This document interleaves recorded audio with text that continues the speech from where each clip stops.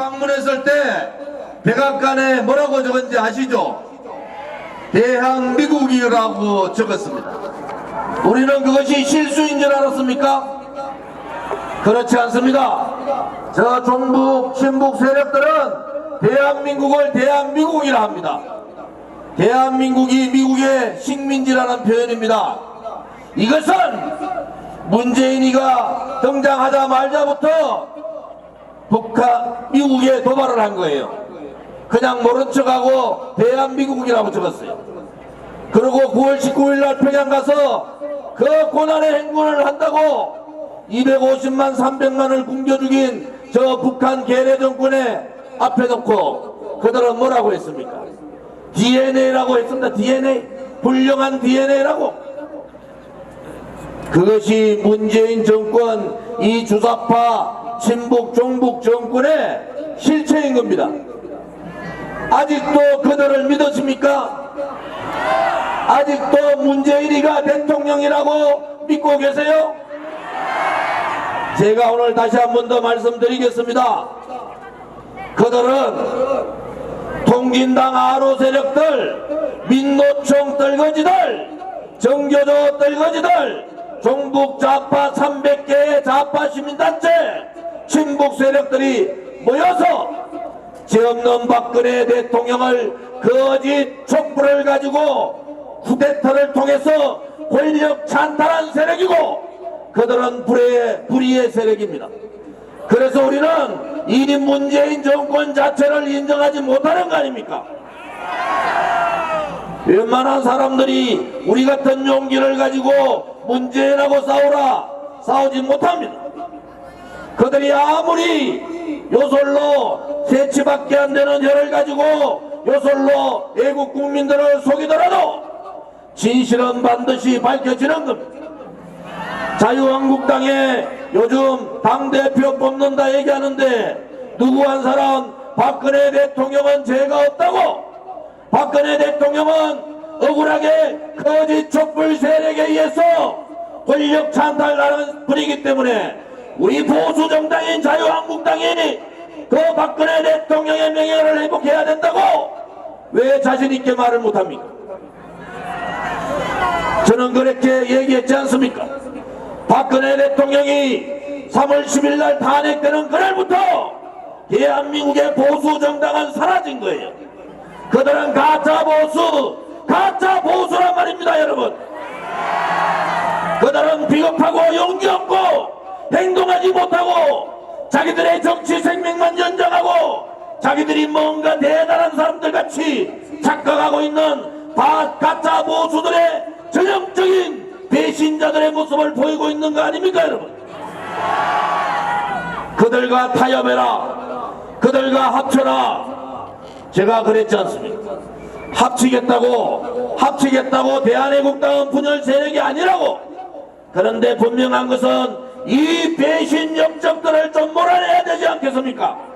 아직도 박근혜 대통령을 온갖 낭말로 욕하고 일침 앞에 놓고 출당시켜버린 버러지 같은 홍준표 같은 인간들이 당대표 한다고 보수의 성기 서문시장 가서 떠들고 있는 이러한 팔을 뒤집지 않고 어떻게 정의를 얘기할 수 있고 진실을 얘기할 수가 있습니까, 여러분? 이제 우리는 그렇게 가지 않습니다. 우리는 어렵게 무너져가는 태극기를 부활했습니다. 우리는 어렵게 아스팔트 우파 정당을 만들었습니다.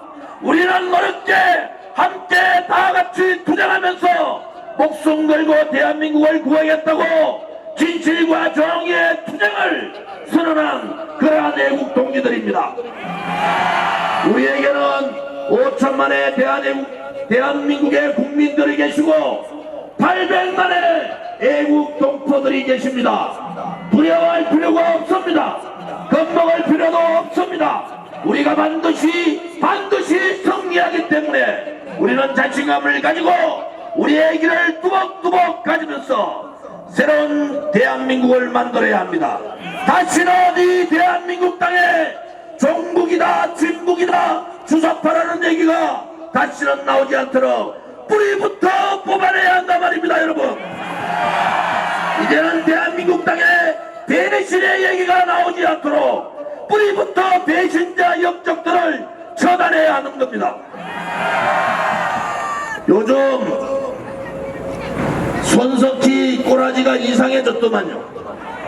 깡통 태블릿 PC 들고 박근혜 대통령을 만역사당하던 그 손석희가 갑자기 왜 그렇게 쪼그라들었습니까? 손석희가 왜 그렇게 쪼그라들었어요? 밝혀야 될 거 아닙니까? 교통사고 때문에 그런지 그렇지 않으면 한간에 무슨 얘기같이 그런지 밝혀야 될 거 아니에요. 그렇게 당당하던 손석희가 쪼그라든 이유가 뭔지 대단히 궁금합니다. 여러분, 손석희를 가만 놔둬도 되겠습니까? 깡통 태블릿 PC 들이고 국민들을 속였는 손석희는 바로 대한민국을 이 지경 만든 장본인 아닙니까? 검찰과 경찰은 손석희를 즉각 구속하라! 남자의 손석희가 있으면은 여자한테는 손혜원이가 있는 거예요. 두 남자 손석희, 여자 손혜원이가 대한민국을 다 말아먹었다가 이제 실체가 밝혀집니다. 여러분, 그들은 이 거짓을 그냥 덮으려고 해요. 그리고 국회도 덮고, 김태훈 때도 덮고, 이 신재민 때도 덮고 다 덮습니다. 그런데 덮지 못하는 게 뭔지 아세요? 국민들의 여론은 덮지 못하는 겁니다. 국민들이 그들의 적폐를 차곡차곡 이 왼쪽 가슴에 차곡차곡 채워두고 있는 겁니다. 언젠가는 너희들이 이 권력 쿠데타, 이 쿠데타 세력들을 몰아내는 날이 언젠가는 있을 거라고. 그러나 그날이 멀지 않았습니다, 여러분. 그날이 다가왔습니다. 우리가 3월 1일, 3월 10일 날 지금 인구의 지금 집회에 5배, 10배가 모여서 청와대를 다같이 진군하는 그날, 우리는 그날 광화문에서 촛불 쿠데타의 복수를 해야 합니다. 촛불의 쿠데타가 있었으면 태극기의 혁명이 있는 겁니다. 촛불 쿠데타가 불이면 태극기는 정의인 겁니다.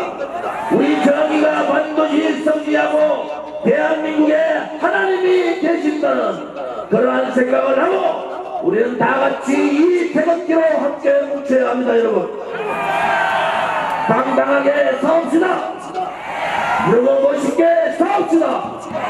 우리한테 지어진 운명이고 우리한테 주어진 역사적 책무면은 우리 아들, 딸과 손자를 위해서 당당하게 목숨 걸고 싸우는 그러한 애국동지가 되어주기를 바랍니다.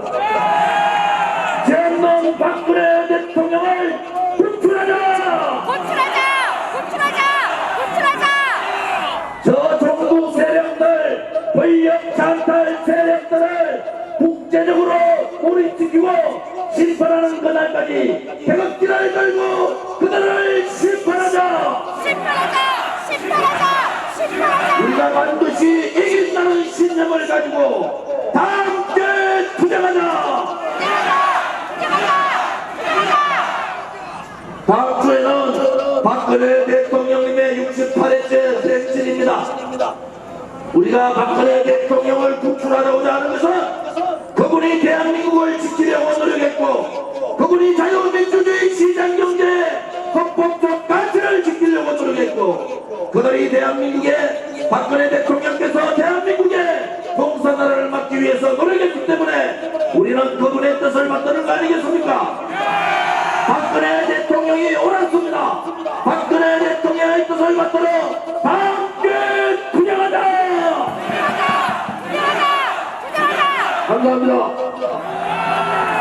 애국동지 여러분 모두 자리에서 일어나 주시기 바랍니다.